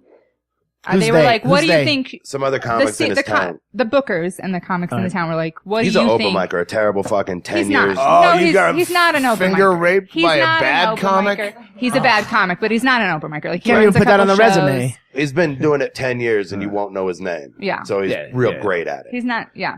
But they asked me what I thought should be done, and I know a lot of people advocate kicking that guy out or whatever, but I've worked with enough dudes, like you said, you're like, maybe I was that dude. I know if you start kicking those guys out, you're gonna have a very empty comedy scene very fast. If you're like, all right, none of these fucking drunk perverts can do comedy anymore. Well, that's part of the reason women that's don't fine. name names. Let me That's go back fine to with our live studio audience survey. Of the 4 of you who were sexually assaulted, was he hilarious? Anyone? None of them. If he was, funny he'd be covers going, up a lot. I can't believe I just got finger banged by Anthony Jeselnik. Or, I had no other reference. That's the only funny person you can think of. I was trying Finger banger. to The go only with funny finger banger obscure. he can think of. I was trying to go with obscure and weird. Anthony Jeselnik has no reputation of doing weird shit. Please. No, nothing. No. Not that I know of. I just pulled a No, name out of a Jeselnik hat. he's kind of like you, where off stage he's completely like just the nicest, sweetest guy, and you like people are Cut his mic. like people that only know you from What's your going on? records. What the fuck is happening here? No, people that only know Doug from his we records. fucking try so hard to build this illusion of this prick that we're sitting across from, and you come in here and say all nicey nice I rainbows tried and to go fucking with lollipops. a name of some. Like I didn't want to name someone I know and then have someone say he's not funny, and then now it's on my podcast that a friend of mine is being said. I'd rather have someone say, Brendan Walsh is a rapist and unfunny. Like, that's my friend. Don't say he's not funny on my show, even if he did rape you. Brendan Walsh does not rape women. I'm just trying to find. and he is funny. He's very funny. But there are some guys that just have no idea how fucking dumb they are. Like their reactions and how they think the women should handle these situations. How did Jeff Tate come on to you? Oh, no. Jeff when we first met, he basically hid behind a doorway. He was terrified of me. He was How long did it take him to get up the skirt? Yeah. One Still finger. working He's at a it. gentleman. Still One working finger. at it. I'll tell you 2 words that'll terrify any comic. 6 kids. You want to move to the country and raise a bunch of kids with me? There's not been a lot of yeses to that question. No. Well, now you're going to get all kinds of tweets. Yeah. I sure did after Stanhope posted that picture. I am road trip at I am road trip. If you'd like to tweet the beautiful, at least clothed Emma Arnold. Well, 6 kids. I know 3 of them only 3. Only 3 came out of you, but that's going to blow you out a bit. Tweet her. She wears longer dresses now. So Yeah. To be fair, you're blown out without any children, you fat fuck. What's you are at Jeff, Geoff. I had to fucking even it out. Otherwise, I'm sexist. No, I know. I'm fucking, was I have gotten softer body wise. That is the phrase that has been used. You know what? And I was so sad I didn't have the opportunity to stumble into your bed to feel it. Well, there's one more night, Doug. There is one more night. You got that other half of Viagra. Your Twitter handle. Jeff Tate 96, Geoff TATE 96. And we got a bunch of stuff coming up. We got a couple of festivals we're doing stuff at. We got a lot of stuff. So just check the website. And your podcast. And my podcast, Jeff Tate's PODCASTO. Just type Jeff Tate into the podcast thing and it comes up. Just Google Jeff Tate podcast. Jeff Tate comic, because it's not Jeff Tate comes up because Queensryche. You got the Queensryche guy. That's his name. Yeah, but Jeff Tate, like I've done this long enough that Jeff Tate, I am on the first page. Like I might not be the number 1, but I might be. I think I'm number 2 down now. a little bit. You will be after this broadcast, sir. Yeah. If you Google Emma Arnold, the third thing that comes up is Holocaust. You might be able to Google Jeff Tate fat. That'll probably get me right away too. Now, have you ever talked to Jeff Tate from Queensryche on Yes, Twitter? a couple of times. One time, Bert Kreischer was on Cowhead Show in Tampa, and they were talking to him on their hotline. And so Bert brought up that he knows me with the same name. So Cowhead called me and said whatever the Rockline guy's name was. And he goes, "Hey, you're live on Rockline. We just, want to know why Queensryche broke up and get some dish." So I just started answering all the questions he was asking just to see how far I could get into it. Cause I've done it before. Like I did a 40-minute podcast with a public radio station in Long Island who thought they could get to the guy from Queensryche on Facebook. And so I just called him up at whatever time he said, had the other guy's Wikipedia page up. And so I could get enough of the facts right. And then the conjecture stuff, I would be funny. But I would try to be right about the rest of it. You probably know this, but I did this with Johnny Rotten. Yeah, Johnny Lydon. Johnny Lydon's name. John Lydon, where I had a interview scheduled and he transposed the times and the phone numbers. So that guy was supposed to be on at 6:30 in the morning. It wasn't nearly as funny because I'm waking up and I'm putting together I just have a few questions about TLC or not TLC, his new PIL, Public Image Limited. They just come up with a new album. He said enough buzzwords. I figured out, because I knew I had an interview 5 hours later, and I did the same thing. Pulled up the Wikipedia page. My contacts are still gummy, so I can barely read, and I'm trying to do a phony English accent at 7:30 in the morning. So it wasn't funny. I know you probably pulled it off. But I pulled it off. I just didn't have any jokes. He did the whole interview. He did the whole interview. Do a couple of minutes. Well, no, I did that whole interview. Yeah. And then when he got to the what kind of music do you like part, that was the part where I was lost because I was like, I don't even like Queensryche. So I don't know. He was asking me what my favorite track was, and I go, it's always the third track or something. And when I didn't have an answer, I had a bottle of water. And I'd fill my water up and then fake puke into the toilet. I'm having a bit of a rough night. Hold on. And they cut all of that out of there because there's a pre-tape. I pretended that I was like, oh, I make music like that. I don't listen to music like that. So I just started talking about Tom Petty and the Heartbreakers. Your favorite band. Yeah. And they were Bob like, Seger. Like they were like Bob all Seger's wild. listening before you say that. Edit that out. They were all wild. Like they couldn't believe. It was like, you don't listen to King Crimson or anything? I was like, why would I listen to that? I make that kind of music. I like the Heartbreakers. And then one time in Cincinnati, I went and did a live, like I was on the radio with him. The guy that had the show thought it'd be funny to have us both on at the same time. And then with the Queensryche guy? Yeah. And he said he'd been interviewing him basically once a year for 20 years. And that was the first time it was ever fun.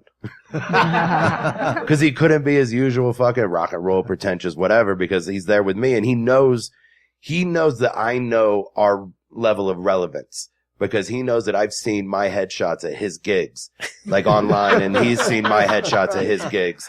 And he knows my dates were on his fucking VH1 Classic Queensryche tab, where they put juniors in Erie, Pennsylvania, and fucking Cap City, Austin, Texas, like the guy from Queensryche's doing 5-night stands at comedy clubs all month. Wrestlers are doing it. Why not? Rockers. The first time I played Seattle at Kirkland, they just had my name on the marquee, just Jeff Tate, and there was a dozen people at each show that were mad at me enough to stay through the whole thing and then tell me at the end that they thought I was going to be the other guy and that I should change my name. I was some gig. I think it was that Santa Barbara gig that chick Kimmy D she was here for part of the weekend. Little tiny lady with gray hair staying at the Shady Dell. She, I think it was that show, but it was some show where the guy kept saying, do the something bit. And I go, that doesn't even ring a bell. I don't do old shit, but you're confusing me so much because I don't know what that bit is. And he thought he was there to see Dan Tosh. And finally, I had to bleed it out of him, and someone else knew that. I go, what's the joke? And he told the joke, and someone else said, that's Dan Tosh. And I'm like, you've been sitting there the whole time. I don't even look like Dan Tosh. Yeah. He drove a long way. You do to me. Well, yeah, Andy. You've been wearing those sunglasses for 4 days now. You've seen my eyes. What's the name of your I have not seen your eyes. Is the name of your podcast, because you kind of muddled through it. And now I think it's Tate on Tate, where it's just It's called Jeff Tate's Mash Podcasto. Dueling Jeff Tates. Jeff Tate's Mash Podcasto. It's like a network. Because I like to Mash or mashed? Mashed Podcasto. Right. I like to make multiple types of podcasts.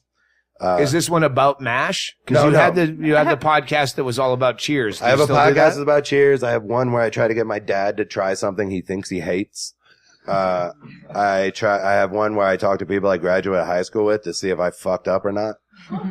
And I have one that's just a regular podcast. It's just like a regular fucking standard. Wait, these are 4 different podcasts? Yeah. But they're all like I don't want to trick people, so they all have different titles under that title. Then I have the one I make with Emma that's just about our tour. And that one's called Gosh, I'm Funny with Emma Arnold. I'm forcing her to host her own podcast.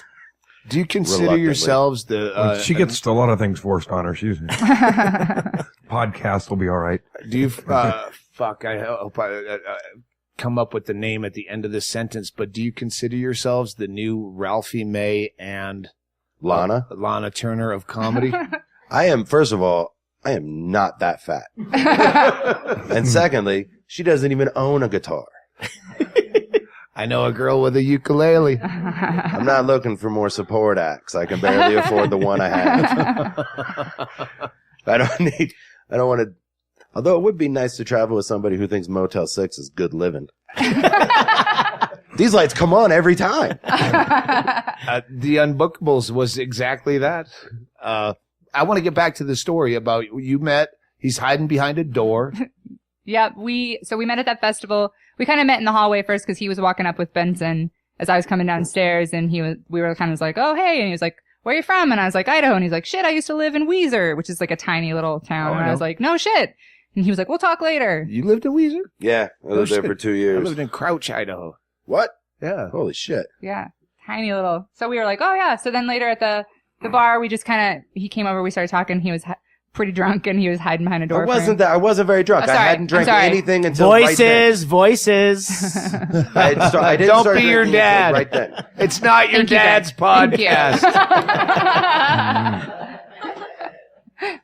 But yeah, we just we hit it off partly because, we were some of the older people at that festival. Everybody was kind of in their 20s, and everybody around midnight was like, let's do a bunch of fucking mushrooms. And Jeff and I are like, oh, no, thank you. It's very late already. So wow, we gotta... your bullshit is strong.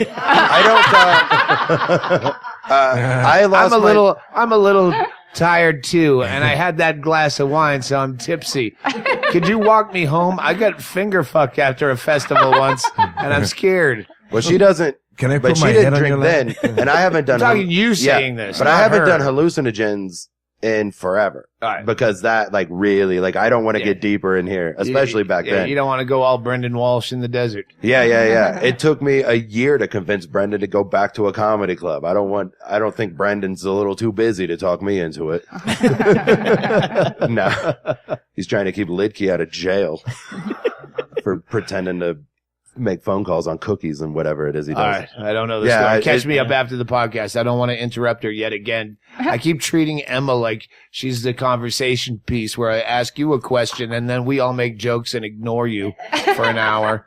So when did he pull his dick out? Never. We went to breakfast. You haven't fucked him yet? No. Oh, it's fantastic. No, we play up the fact that we might be a couple a little bit for situations just like this. Everyone here thinking we were together got us a room with a door that locked. So this is like being a Bonnaroo, but we had a chill out tent. We were the only ones with a chat. And a webcam. Yeah. People think that about me and Doug. Like, obviously they're fucking, look at them. Yeah. No, we're too limp to do that. Well, I have half of Viagra sitting here. Oh, no, you don't. It's gone. It is gone. Gulp. These pants are getting tight. Is that why you started standing? I was going to Rochambeau you for it. Is that why you're standing?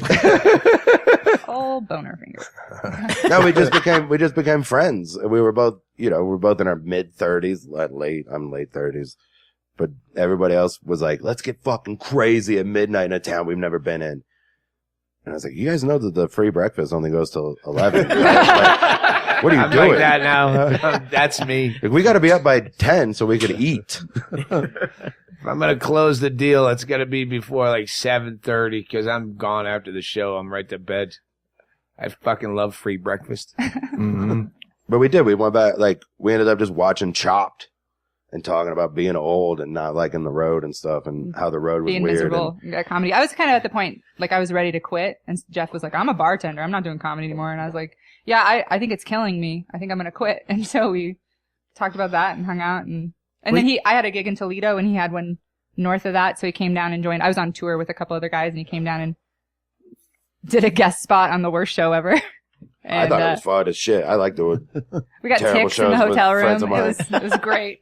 I like doing terrible shows when it's not my responsibility. Yeah, it's not my show. If I could just jump into a terrible show and make it a little worse, yeah, they're not paying to see me anyway. The guy who headlined that show should feel bad, not me. Yeah. I did 10 minutes. I had fun. But I didn't, oh shit. I lost my train of thought. You go. You keep telling the story because I ran out.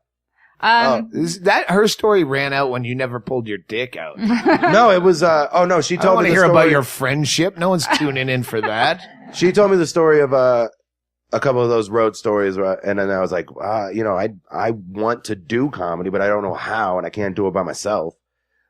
So I know I'm not gonna fucking harass you and assault you on the road. So why don't we try to do a few dates like that and see what happens? Honestly, I have a boyfriend and I was married for a long time and we had kind of an open, kind of ongoing arrangement. I'm trying out monogamy for the first time. It's the last frontier for me. Bingo and I had an arrangement. Wait, Andy has a question. Bingo and I had an arrangement which was, have to fucking ask lie. it. No. Just lie. Why can't you just lie? And do it out of town. Do it out of town and lie. That's an open relationship. And monogamy at the same time. Depending on who you're talking to. Yeah. Just because you find the keys doesn't mean you shouldn't lock the door. When you have a 20-year-old hippie bent over a bed that wants you by request to fuck her in the ass, and 1,000 thoughts go through your head, one of the biggest ones is, she lives up in a cave. I'm going to see her again. This is going to be funny for a podcast. But I'm going to see her again in town. I go out and I'll fuck around on the road rarely, but I lie. Jesus. Can't you just do that? I've Fuck never, Jeff Tate and lie ever about it. done I that. think that's what you're doing right now. No. But I'm not going to put you on a polygraph. I am a polygraph and you're fucking, it's going all over the charts, but go ahead. No, I have a good thing. I have a guy I like and we're raising kids together and I respect him. I never before with my ex, I never liked somebody enough to be honest and be real and not fuck around. And I like this guy. I like my boyfriend a lot. And Wow, what a so, fucking... and I That's like a Jeff, but closer. Sorry. I know. It's So you better pull your dick out sooner or later. sorry. Yeah, pencil that in. Hey. That was a little Bigger than double it. entendre there. Yeah. I didn't care for it. All right, I'm getting fucking hammered. We I put a did finger in his ass. I mean, you heard that story, so no, I didn't. Sorry. Don't use other material from other podcasts. Everyone knows the old boring finger. She was in just Jeff telling Tate's him. ass story. She was just telling him the story of how the guy did it in their skirt, and one thing led to another. He was being I sympathetic. just am a very descriptive storyteller. I was like, is there any way you could show me? Yeah, I yeah. put a skirt Jeff's on. What was very it like? visual. What was it? Was it like? Did he jam it? Like try jamming it. Okay, yeah, I wouldn't like that either. Try like lubricating. Was it like that? Sorry. It was first of all, that wasn't her in the bit, and also I can't. Oh no, like I'm tired of hearing these stories of these fucking super creeps. And I thought I saw her do comedy, and I was like, this girl's great at comedy. She deserves to be able to do it without being fucking terrified on the road. And I need somebody to go with me. So it's worked out. I mean, we're here. Well, you're We're both fucking fucking Stanhope brilliant. Funhouse. It was the Friday night show here. Not that Saturday was bad, but we Saturday had was so the much. Hangover 2. Yes. Good call, sir. Yeah, that Friday show. And I want to do more shows here in the Funhouse. I was talking to Ollie, who's barely alive this morning because of Chad Shank. We were high-fiving over, he did the right thing and not beat the shit out of some guy that looked at him weird or said the wrong thing. And I high-fived over not fucking a young hippie girl in the ass. And we were just so happy into the wee hours going, we did the right thing for once. Meanwhile, me and Emma, every night at 1:30, we would look at each other and go, we made it to 1:30. We can go to bed now. It's time for sleep. Because we're not drinking. Ridiculous old people. Yeah, Hey, but- where's the but free we try to- breakfast? It's in your kitchen. Turns out. We would try to hit 1:30 every night just to be like, okay, we're not dorks. But now we can go to bed. All right. Check out Jeff Tate and Emma Arnold on the road and just Google them. They're easy to find. We've said your names enough. Tweet them and tell them you love them and that you use Squarespace. Yeah, use Squarespace. Mm-hmm. Use the Squarespace, build a website. Unlike most of my friends, the fucking best comics are the worst people business-wise. I didn't have a website until I decided to put this tour together, and Emma thought it was so hilarious I didn't have one that she made me one in an hour. It's that easy I on was like, holy Squarespace. shit. You could do this? And then I just had a website. Now I have a website. I knew comics, James Inman, that didn't have a cell phone. Like, how do you fucking not have a cell phone? Well, I got Brenda's phone. You can call Brenda. Well, she's a rape Booker's- crisis counselor. I don't want to call With her. rape fantasies. You're the only one that calls Inman anyway. It's funny sometimes. And I do get a lot of requests for Inman to be back on the podcast because he's so easy to wind up like a jack in the box. But I ain't flying him down here again. Last time he came on a one-way ticket with no money. Oh, he had. And he thought he could sell a Vicodin, that he had a pocket full of Vicodin. I'll just sell a Vicodin and I'll get a bus ticket back. And there's no bus here. You can't get a bus ticket. And no one likes you enough to drive you home. And you took all your Vicodin on the first day. And Mexico's 7 miles away. Yeah, Can't cheaper. Get painkillers over there. Just Xanax and things you need. He's our Lipitor. tour manager for me and Junior and Sean Rouse. Oh, that's you know what? If we do that gig, March 25th, Andy Andrist and Sean Rouse and Junior Stopka together. When I put a tour together in my mind, a fantasy tour, only one of you would be on it. I'll take an Andy, a Junior, a Sean Rouse if he has a handler, but not all together without someone that can fucking control them. It's like the dream team, not the basketball players. Yeah, but you go. the- Okay, The movie, Yeah, Crazy I'm People gonna need a movie. Jeff Tate or a Brett Erickson, and then we can put a crazy wild card in the middle. But we got to make sure the show is strong and there's two people to find the third guy at 7:00 the next morning. Well, last time I saw him, he's wandering towards the pool with a fat girl, and I heard sirens, but I already took my Xanax, so I slept through it. You have to have that perfect blend. I'm not positive me and Brett would go find one of those dudes. We'll wait until morning. That's what I'm saying. It's going to be me and a you and a Junior, or a me and an Erickson and an Andrist. You're going to have, it has to complement. The bill has to, that fucking show, March 25th, 26th. If you want to, I'm drunk, so I'm about to say, I'll fly you down there. No, I'm not going to fly everyone down there. Make it to Daytona, March 25th for my birthday. The Joke Factory. That would be my ultimate birthday present, is watching the funniest disaster acts in the world. Well, it's my birthday right before that. Why don't we just go down and do it? The 5th. 5th. I know a great Uber tranny driver. Do you mean like an automatic? Well, yeah, I needed a ride. And it was late. But anyway, that's for laters. All right.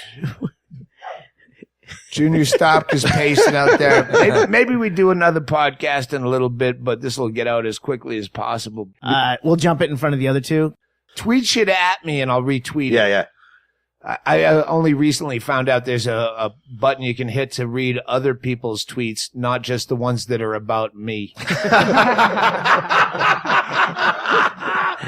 You just check the mentions. You'll have to show me that one. All right. Thank you. And follow these people on the online and show up at their gigs, because they're the best people in the world. And let's play Mishka Shubaly, since he's not here to do it live. Oh, wait. Have Emma do it in a sexy voice. All right. Come over here, Emma. Okay. This episode was brought to you by Squarespace. Start building your website today at squarespace.com. Enter offer code Doug Stanhope at checkout to get 10% off. Squarespace. Build it beautiful.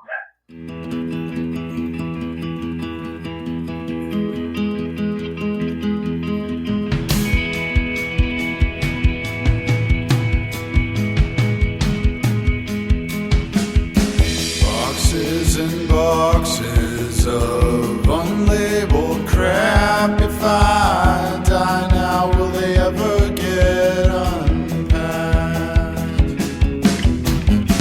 Boxes and boxes of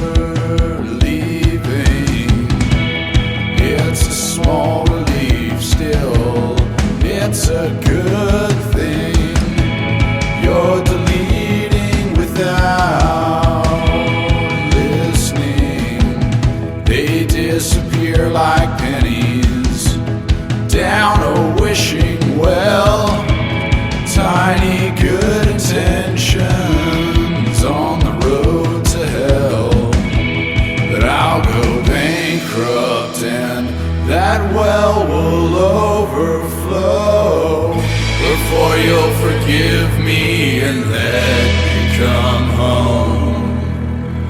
I can't remember when you were mine. No, I can't remember when you were mine. No, I can't remember when you were mine.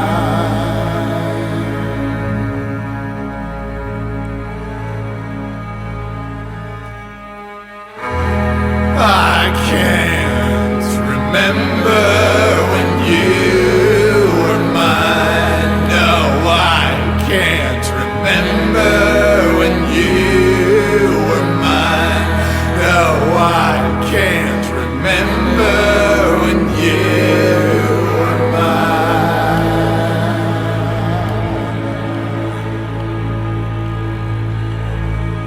2003 feels like 1980.